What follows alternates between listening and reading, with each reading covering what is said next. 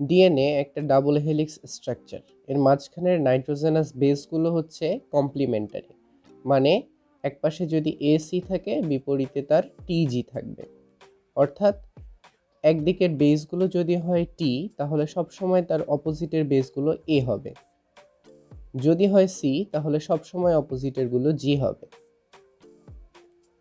প্রত্যেকটার দুইটা করে প্রান্ত থাকবে, একটা 5 প্রাইম আর একটা হচ্ছে 3 prime and.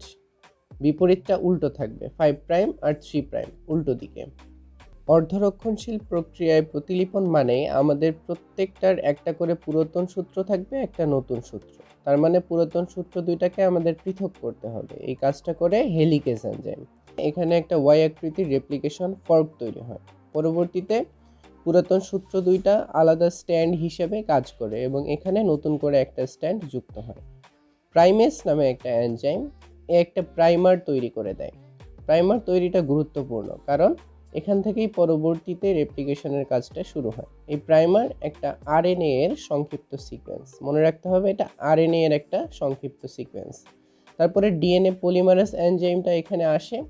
DNA polymerase enzyme এরপরে এখানে এই দেখো নিউক্লিওটাইডগুলো একে একে সংযুক্ত করে, প্রত্যেকটা সেপারেট নিউক্লিওটাইড সংযুক্ত করে পলিনিউক্লিওটাইড বানাচ্ছে। এই ডিএনএ পলিমারেজ 3 কেবলমাত্র পুরাতন সূত্রের 3 প্রাইম প্রান্তে নতুন নিউক্লিওটাইড অ্যাড করতে পারে, তাহলে নতুন স্ট্যান্ডটা সবসময় 5 প্রাইম থেকে 3 প্রাইমের দিকে বৃদ্ধিপ্রাপ্ত হতে থাকে। এই চিত্রটাতে দেখো, এখানে উপরের দিকের যে চেইনটা আছে এটার এদিকে হচ্ছে 3 প্রাইম, এই সাইডে হচ্ছে 5 প্রাইম। ঠিক আছে, তার মানে হচ্ছে ডিএনএ পলিমারেজ 3, ডিএনএ পলিমারেজ 3 এটার কাজ হচ্ছে এ 3 প্রাইম প্রান্তে যুক্ত হবে, যুক্ত হয়ে নতুন যে সূত্রটা গঠন করবে সেটা হবে, এটা যেহেতু 3 প্রাইম তার অপোজিট, মানে 5 থেকে 3 এর দিকে নতুন সূত্রটা হবে, আর পুরাতন সূত্রটার 3 প্রাইম থেকে 5 প্রাইমের দিকে যাবে। তো ডিএনএ পলিমারেজ 3 কেবলমাত্র এই যে পুরাতন সূত্রের 3 প্রাইম প্রান্তে, নতুন সূত্রের না কিন্তু, পুরাতন সূত্রের 3 প্রাইম প্রান্তে যুক্ত হতে পারবে বা নতুন নিউক্লিওটাইডগুলো অ্যাড করতে পারবে।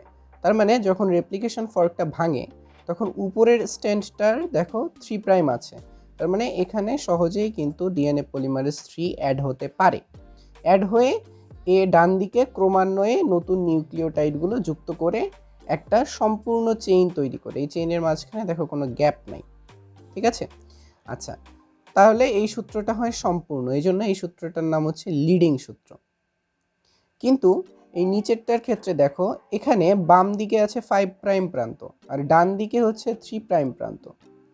তো আমাদের নিয়ম অনুযায়ী আমরা জানি যে ডিএনএ পলিমারেজ 3 5 প্রাইম প্রান্তে কিন্তু যুক্ত হতে পারবে না, তাহলে যুক্ত হবে এরা কোথায়? এই 3 প্রাইম প্রান্তে। তার মানে অলরেডি পিছনের দিকের কিছু অংশ কিন্তু মুক্ত হয়ে গেছে, ততক্ষণ উপরের এটা গঠিত হয় নাই।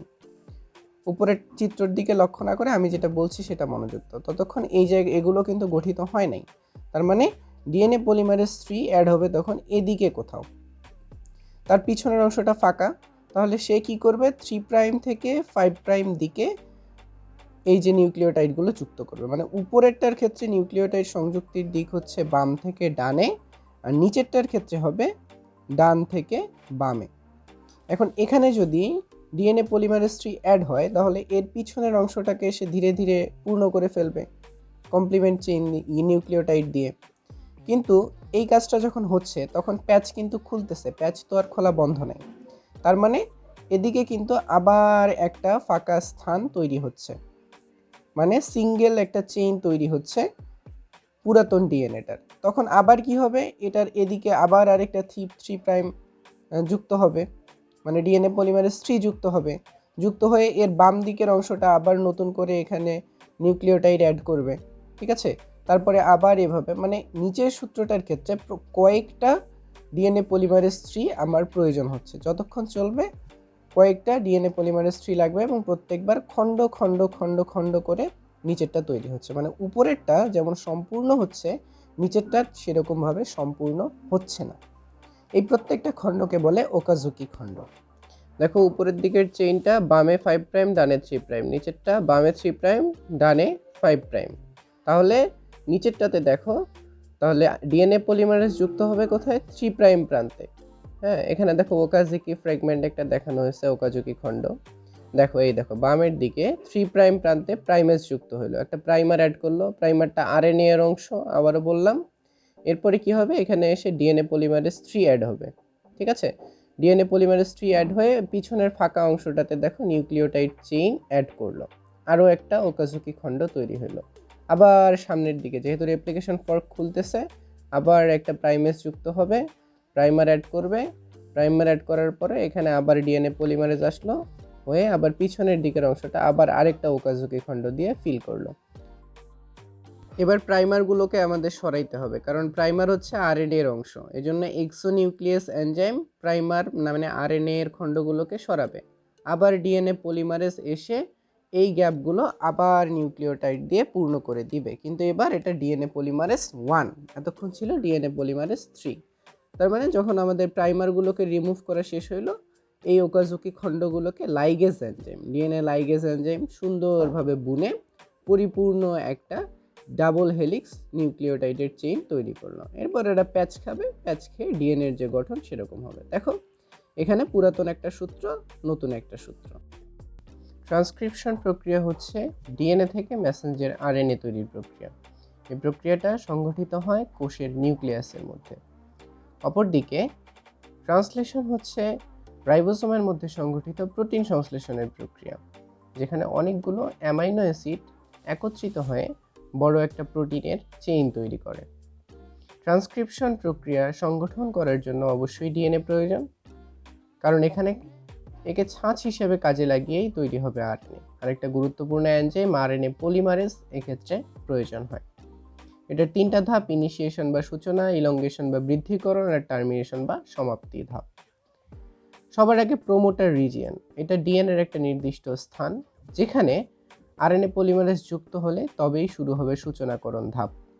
সূচনাকরণ ধাপে সবার আগে ডিএনএর নাইট্রোজেনাস বেসের মধ্যে যে হাইড্রোজেন বন্ড আছে এগুলোকে ভাঙতে হবে, ফলে দ্বিসূত্রের ডিএনএটি একটা একটা করে সূত্রে বিভক্ত হবে। এদের মধ্যে যেটাকে কাজে লাগিয়ে কাজটা হবে সেটাকে বলে হচ্ছে আমাদের কোডিং অঞ্চল। দেখো নতুন যে মেসেঞ্জার আরএনএ তৈরি হচ্ছে তার 5 প্রাইম চেইনটা সামনের দিকে, তার মানে এখানে 5 প্রাইম থেকে 3 প্রাইম তৈরি হবে মেসেঞ্জার আরএনএ, তার মানে ডিএনএ এর চেইনটা হবে অবশ্যই 3 প্রাইম টু 5 প্রাইম। বৃদ্ধিকরণ ধাপের মধ্যে চলতে থাকে, আরএনএ পলিমারেজ 2 এই কাজটা করতে থাকে। যখন ডিএনএ এর টার্মিনেশন স্টেজ বা সমাপ্তিকরণ স্থান, একটা বিশেষ স্থান নির্ধারিত থাকে, সেখানে গিয়ে পৌঁছায় আরএনএ পলিমারেজ, তখনই এটা মেসেঞ্জার আরএনএটাকে উন্মুক্ত করে দেয়। এই মেসেঞ্জার আরএনএটা এটা প্রি মেসেঞ্জার আরএনএ, এর কিছু অঞ্চল থাকে যারা প্রোটিন সংশ্লেষণের বার্তা বহন করে, আর কিছু থাকে করে না। এক্সনগুলো এই বার্তা বহন করে, ইন্ট্রনগুলো করে না। তাই এরপরে একটা বিশেষ কাজ করতে হয়, সেটা হচ্ছে এক্সন এবং ইন্ট্রন এগুলোকে আলাদা করা। তার মানে যেগুলো সংকেত বহন করে না সেগুলোকে আলাদা করতে হবে। এই মেসেঞ্জার আরএনএ একটা হেড একটা টেইল যুক্ত করার প্রয়োজন পড়ে। এই দেখো এই অংশটাকে স্পাইসিওসোম বলে। এখানে কিছু স্মল নিউক্লিয়ার আরএনএ আর কিছু প্রোটিন কাজ করে। এরা ইন্ট্রনগুলোকে আলাদা করে এক্সনগুলোকে সম্পূর্ণ করে। তারপর সামনের দিকে একটা 5 প্রাইম দিকে ক্যাপ আর পিছনের দিকে একটা পলি এ টেইল যুক্ত করা হয়। তারপর এটা নিউক্লিয়াস থেকে বাইরের দিকে বের হয়ে আসে। এখন দেখো এই যে মেসেঞ্জার আরএনএ তৈরি হলো, এর পরপর যে কোনো 3টা বেস সিকোয়েন্সকে আমরা বলি কোডন। এখানে জিসিএ দেখানো হয়েছে। টোটাল কোডন থাকে 64টা। এই 64টার মধ্যে 61টা 20টা অ্যামাইনো অ্যাসিডকে বিভিন্নভাবে চিহ্নিত করে। 4টা বিশেষ কোডন আছে, এদের মধ্যে একটাকে বলা হয় স্টার্ট কোডন AUG, আর 3টা আছে UGA, UAG, UAA। এরা হচ্ছে সমাপ্তি কোডন, এটা ট্রান্সলেশনের সমাপ্তি নির্দেশ করে। একটা কোষের কেন্দ্রে অবস্থিত হচ্ছে নিউক্লিয়াস।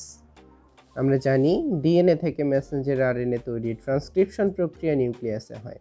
তারপর মেসেঞ্জার আরএনএ নিউক্লিয়ার রন্ধ্রপথে সাইটোপ্লাজমের মধ্যে চলে আসে। এই মেসেঞ্জার আরএনএ পরবর্তীতে টেমপ্লেট হিসেবে কাজ করে প্রোটিন সংশ্লেষণের জন্য। প্রোটিন সংশ্লেষণের জন্য একটা অ্যাক্টিভেটিং এনজাইম লাগে, যেটার নাম হচ্ছে অ্যামিনো অ্যাসিড ট্রান্সফার আরএনএ সিনথেটেস। এর 3টা সাইট থাকে। 1 নম্বর সাইট হচ্ছে অ্যামিনো অ্যাসিডের জন্য, যেখানে এসে অ্যামিনো অ্যাসিড মিথিওনিন যুক্ত হয়। দ্বিতীয় হচ্ছে এটিপি এর জন্য, এটিপি যখন এর সাথে যুক্ত হয় তখন এখান থেকে একটা ফসফেট বের হয়ে চলে যায়, ফলে প্রচুর শক্তি নির্গত হয়। আর তৃতীয় সাইটটা হচ্ছে ট্রান্সফার আরএনএ এর জন্য। এই শক্তিকৃত অ্যামাইনো অ্যাসিড পরবর্তীতে ট্রান্সফার আরএনএ এর অ্যামিনো অ্যাসিডবাহী বাহুর সাথে সংযুক্ত হয়।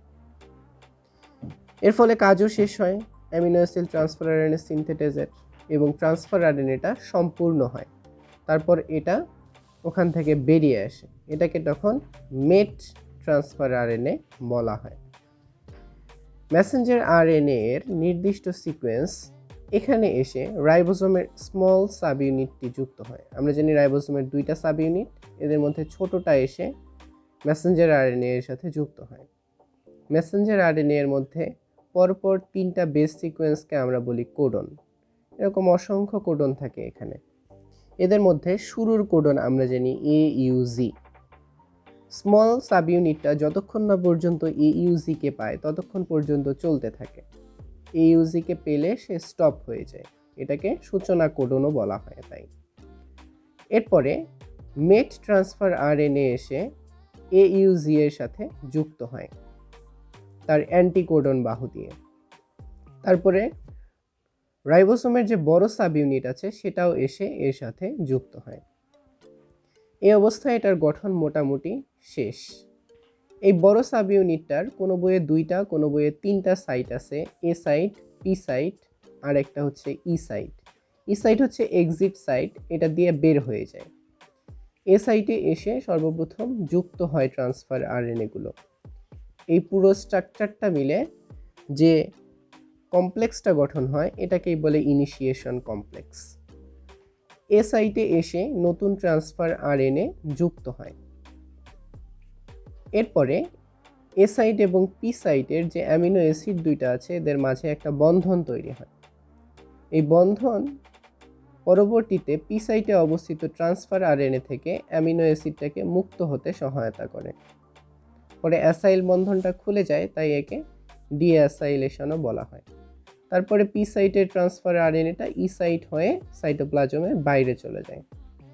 আবার এ সাইটে নতুন করে ট্রান্সফার আরএনএ এসে যুক্ত হয়। তারপরে আবারও এ সাইট আর পি সাইটের অ্যামিনো অ্যাসিডের মধ্যে বন্ধন সংগঠিত হয়। তারপরে আবারও পি সাইটের মধ্যে যে বন্ধনটা আছে এটা উন্মুক্ত হয়। এই প্রক্রিয়া চলতে থাকে, এটাকে ইলংগেশন বলে। অ্যামিনো অ্যাসিডের এই চেঞ্জ ক্রমান্বয়ে এভাবে বর্ধিত হতেই থাকে। ফলে অনেকগুলো অ্যামিনো অ্যাসিডের একটা চেইন তৈরি হয়। যখন স্টপ কোডন, আমরা জানি মেসেঞ্জার আরএনএর 3টা স্টপ কোডন আছে, এদের যে কোনো একটা এ সাইটে চলে আসে, তার জন্য কোনো ট্রান্সফার আরএনএ থাকে না। এর ফলে নতুন ট্রান্সফার আরএনএ অ্যামিনো অ্যাসিডকে নিয়ে না আসায় আগের যে অ্যামিনো অ্যাসিডের চেইনটা আছে এটা উন্মুক্ত হয়ে যায়। এটাই পরবর্তীতে নতুন একটা প্রোটিন অণু হিসেবে বাইরের দিকে প্রকাশিত হয়। তারপরে অতিরিক্ত ট্রান্সফার আরএনএ, রাইবোসোমের বড় এবং ছোট উপ একক সবগুলো পৃথক হয়ে যায় এবং ফাইনালি মেসেঞ্জার আরএনএটাও উন্মুক্ত হয়ে যায়। এভাবে পুরো ট্রান্সলেশন প্রক্রিয়াটা শেষ হয়। তাহলে আমরা যদি সামারি করি তাহলে সবার আগে রাইবোসোমের ছোট উপ একক আসবে, ট্রান্সফার আরএনএ এর উপ এককটা এসে স্টার্ট কোডনে যুক্ত হবে, তারপরে বড় সাব ইউনিটটা এসে যুক্ত হবে, পুরোটা মিলে ইনিশিয়েশন কমপ্লেক্স গঠন করবে। বড় সাব ইউনিটের 3টা সাইট আছে, এ সাইট, পি সাইট, ই সাইট। এদের মধ্যে এ সাইটে এসে ট্রান্সফার আরএনএ যুক্ত হবে, পি সাইটের অ্যামিনো অ্যাসিডের সাথে এ সাইটের অ্যামিনো অ্যাসিডের একটা বন্ধন তৈরি হবে। তারপরে পি সাইটের অ্যামিনো অ্যাসিডের সাথে তার ট্রান্সফার আরএনএর বন্ধন উন্মুক্ত হবে। এভাবে ইলংগেশন প্রক্রিয়া চলতে থাকবে, আর ই সাইট দিয়ে যে ট্রান্সফার আরএনএর কাজ শেষ সেটা বাইরের দিকে এক্সিট হবে। তাহলে যখন স্টপ কোডন চলে আসবে, আমরা জানি স্টপ কোডন হচ্ছে 3টা, UAA, UAG, UGA। এদের যে কোনো একটা আসলে তার জন্য কোনো ট্রান্সফার আরএনএর অ্যান্টিকোডন থাকবে না, এজন্য কোনো ট্রান্সফার আরএনএও আসবে না, ফলে অ্যামিনো অ্যাসিডের যে চেইন এটা উন্মুক্ত হবে। এরপর সাব ইউনিট সহ সব স্ট্রাকচার পৃথক হয়ে যাবে।